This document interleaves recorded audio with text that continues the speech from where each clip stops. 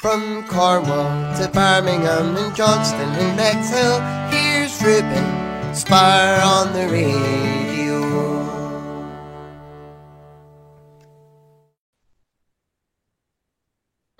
Hello to Paul Gibson. How are you today? Hi, Ruben. I'm very well, thank you. How are you? Very well, thank you. Thank you for letting me chat to you today.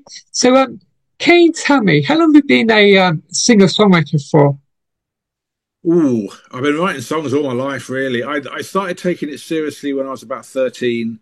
I sort of found a guitar, which was sort of hanging around, which I picked up and I learned some chords and kind of learned to sort of string them together and sort of started writing songs then, really. And I spent most of my teens and my 20s and 30s in bands and stuff. And I was in, more recently, I was in a covers band in Banbury, close to where I live.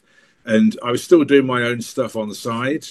But at the end of 2019, I thought I'm going to leave the band and I'm just going to focus entirely on just doing my own stuff. And then, like, COVID happened and I didn't do anything for about a year. But I wrote lots of songs in that time. So, so I've been doing it probably seriously as me, as Paul William Gibson, since about 2019, really, with a bit of an enforced break in the middle. So, I don't know if you recorded your debut EP, Homespun, in a recording studio? Did it at home, did it in my kitchen, Ruben. Yeah, I was conscious that I had a load of songs because I only play my own stuff. It's all original stuff. A lot of songs in my live set, but I didn't really have anything to refer people to. So I sort of recorded an EP at home. I've got a large kitchen that sounds fantastic. The acoustics are really good. So I basically just did it in one take, one afternoon in my kitchen. It sounded good. So I put that out there. And yeah, the purpose of it really was just to kind of, refer people to. And if you're trying to get gigs, bigger and better gigs, people want to hear something. So that was the purpose of it really. But it's, I think that's about 3 years old now. So it's, it was quite successful, which is good.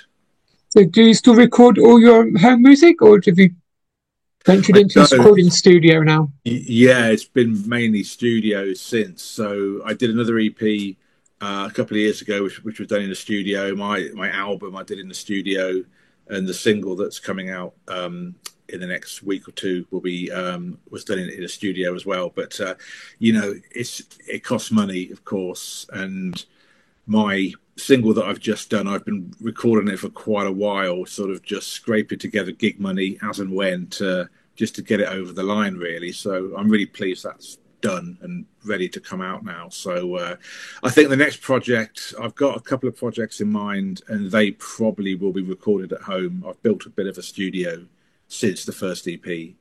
And I'm sort of confident enough in my production skills now to tackle the next one on my own, I think. So we'll see how that goes. Save some pennies somehow. Yeah, I mean, it's like anything. If you want a good result, a good product, good stuff doesn't come cheap. So yeah, it's unavoidable really. If you want to do something well, you've got to sort of invest the money in it. And in the past when I've recorded, I've been in like a position to pay for it sort of straight away, really. But times are tight now, aren't they, really? So this latest project was a bit more drawn out. So but yeah, it's things cost, unfortunately, but that's just the way it is. So what was it like going from home studio to a proper recording studio? What was that like? It's good. It's I really enjoy the recording process. I'm really interested in record production. Been in studios before in other bands I've been in. The band I was in when I was a teenager, we made quite a few demo tapes in and out of studios, so had a bit of experience of that, really. But it's a fascinating process, I think, to work with somebody that doesn't sort of, they share your vision, but they're not you. So they're coming at it from an outsider's point of view, and it's fascinating to see what their input is. The ideas they might come up with for production, and that's really interesting, I find. And I think it's good to work with people. Every producer or every project I've recorded, I've worked with a different producer each time, and that's not because I was not happy with them. I was really happy with all of them, but I sort of think it's better to keep working with different people because you pick up so much from other people's methods and the input they have. I find that sort of interesting. So yeah, it's good. I like to work with other, like on the single, I've got live drums on it. I've got a guy played some electric guitar on it as well. So nice little sort of lead work, which is really cool. So yeah, it's just good working with other people. So, was it like, can you tell me more about your debut single called Traveling Days? Yes, well, that was the lead off song from my first sort of studio EP. So the EP was called Chasing Sunsets, and Traveling Days was the lead off single. Like I say, I wrote that song during COVID, and everyone's got a COVID song. And I wrote that song the summer of 2020, and I can remember the job that I had prior to COVID. I was quite lucky. It took me all over the world. I would regularly go to the States, to the Middle East, all over Europe. It was a really interesting job. And once COVID sort of came along, I went from being on a plane and traveling to places all the time to suddenly being stuck at home. And I just had this sort of urge to get on a plane and go somewhere. And of course I couldn't. So on the one hand, it's kind of thinking about wishing you could just travel and get kind of back on the road. But on the other hand, it's also saying, well, actually, I'm fortunate that I'm healthy and I'm at home with my family, and just to be kind of grateful for that as well. So it's kind of the two views of that really. But yeah, when you write a song that is going to be a good one, it's quite a buzz. And when I finished writing that song, I knew it had something in it. I knew that it was going to be a popular song, and I still play it today. I've played it every live show I've done. It's kind of a mainstay of the set, and yeah, it's certainly my most successful song if you're sort of looking at sort of streams and that kind of thing as a measure. It's certainly the song that's been the most popular. So yeah, I'm really proud of it. Yeah, good one for me. So, can you tell me what about your second EP that released called Chasing Sunsets? Well, Chasing Sunsets was the EP that Traveling Days came from. So there's a couple of singles that I took from that. So that came out, I recorded that at the very beginning of 2023, and that came out in, I think, May or June of last year then. So yeah, so there was 4 tracks on that. So yeah, that was that one. And then towards the end of last year, I released my album, which is called These Elusive Days, which was 10 tracks, which I recorded in the summer. And that was released about this time last year. So, can you tell me more about your debut album, These Elusive Days? These Elusive Days, yeah. Well, the songs on that album, some of them were quite old in as much as they'd been in my live set for maybe 2 or 3 years, and a few of them are really new. But the album itself had the songs on it, I think they really suited being sort of more stripped back, more sort of sparse and acoustic. So that was the feel of that album, really. So yeah, I recorded that. That was produced with a mate of mine called Adrian Banks, who's I've known Adrian forever, and he's got a studio and he works in the industry, and we've been talking about working together for a long time. So we finally made that happen. So yeah, it's very sort of sparse instrumentation. I wanted it to be largely just guitar and vocals with a little bit of, seasoning, if you like. So one of the tracks, a friend of mine, Rebecca, came and played violin on. I got another pal of mine to play a banjo on a track. And so, yeah, it's kind of acoustic solo, but there's little bits of other people on there as well. So yeah, I was really pleased with it. I love the songs on that album. I really believe in all those songs. A lot of them I play live still now, and yeah, there's a few on there that have got a lot of meaning for me personally as well. So yeah, I'm really proud of that album. So, can you tell me more about your latest single, Drive All Night? That's been going to be released very soon. Yes, it's out on Friday, 1st of November. So it's really soon now. So that song it's it's a country song, really. I don't consider myself a country artist per se or a folk artist per se, but I've got a foot in both camps. I've got influence from both. You know, I'm very influenced by country music, like Americana, that whole sort of storytelling kind of thing. I really like that kind of narrative in song lyrics. So yeah, Drive All Nights. It's essentially, I say, it's a country song, and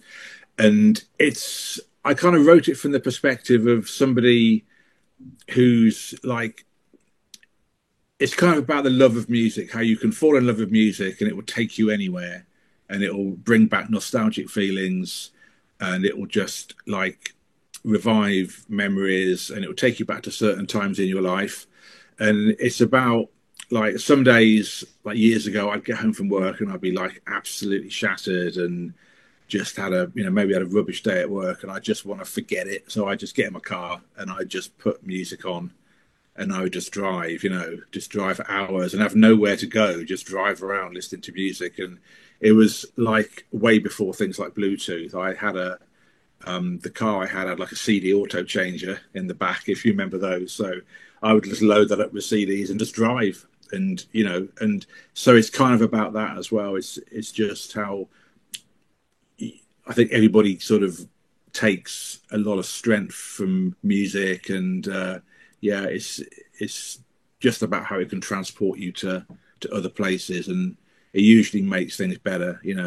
My favourite songs are my best friends, really, in some ways. Probably sounds a bit sad, but I think most music fans would agree.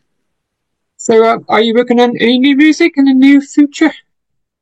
Yes, I've got probably about 3 albums worth of songs that I really want to record. So the next project for me will be, I'm thinking about doing a couple of like short albums, like a one and two, like a part one and a part two, and then releasing them as a double album.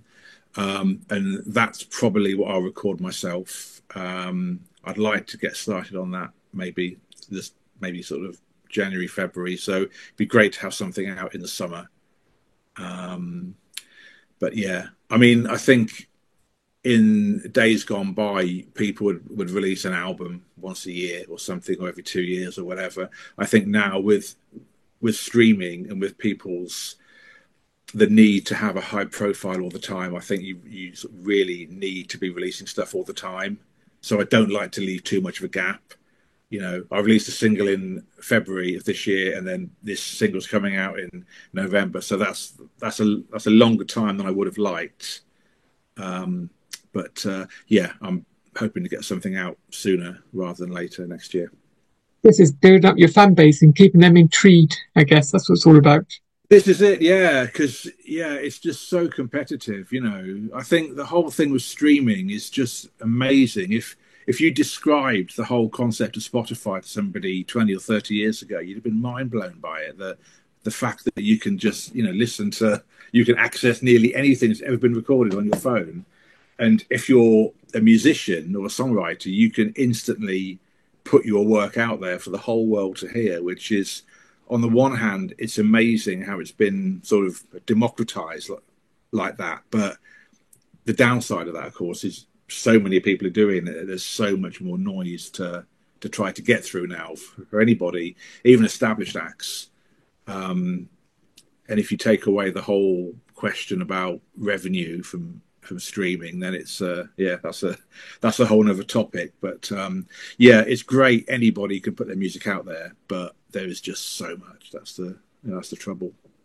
I personally like the good old fashioned CDs. So, well, I did do a CD release actually of the Chasing Sunsets EP, which I've still got a few left actually, but I just wanted something to sell at gigs. And most of them have gone now, which is good. There's a few on my Bandcamp page still, and I still have a few that I take to shows with me if people want to buy them. But yeah, I mean, CDs, it's a funny one because it's nice to have something to sell to people. But I think most people who buy them probably don't even have a CD player. I mean, I don't have a CD player anymore. I've got CDs. It's crazy, but my laptop doesn't have a CD drive in it. My car doesn't have a CD player. You'd have to go out and purchase a CD player to be able to play them now, which is which is okay. But I think a lot of people probably don't even have means to play CDs. But it's a nice thing to sell. It's a token, and I think if people like what you're doing, I think they like to buy something to show some support. So yeah, I'm all for that. So, have you thought about recording with another artist in the near future? I haven't actually. No, I'd quite like to. I think the idea of collaborating with another songwriter, I think that's a really interesting idea, and I think there's a lot of value in that potentially. But I think it'd be really difficult. I think I find songwriting quite an intimate process, and I think to do that with somebody else it'd be weird. I think it would take a bit of getting used to. Maybe I think probably the closest I've got to that is working on my album and my EPs, where I've recorded remotely with other musicians. Which is the other advantage of making music in this day and age, is that you can work with a drummer in America. It's just easy to do it on. Excuse me, easy to do it online. You can work with. I mean, the guy that played pedal steel on my album, I've never even met him. It was all done by email. So in that respect, it's good to work with people, but of course you do miss that interaction of being with that sort of the bouncing off other players.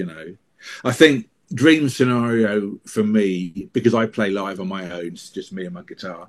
Dream scenario for me would be to have a band. I think that'd be really cool. Just a small band, bass player, drummer, lead guitarist, and I think that'd be really good. It would give the songs more kind of energy, and it'd be fun as well. But yeah, it's not a priority, put it that way, but it'd be nice to do. So, can you tell me what's it like being an independent artist? It's difficult. The music side of it, I love. It's just a part of me. I love to do it. I've always made music. I've always written songs, so I would always do that. So that bit, the bit that you love doing, and the playing live is probably the smallest part of it, really. So much of it is like admin. And I mean, it's great to have the support of people like yourself doing this kind of thing, but a lot of what you do in the build up to a release, like I am doing with my single at the moment, is just kind of emailing everybody you can think of that might play it, whether it's a blog or an internet radio station, or just trying to gain traction at all. And the more you do it, you build up that black book, if you like, of contacts, so it becomes a bit easier. But yeah, it's just trying to get heard is really difficult.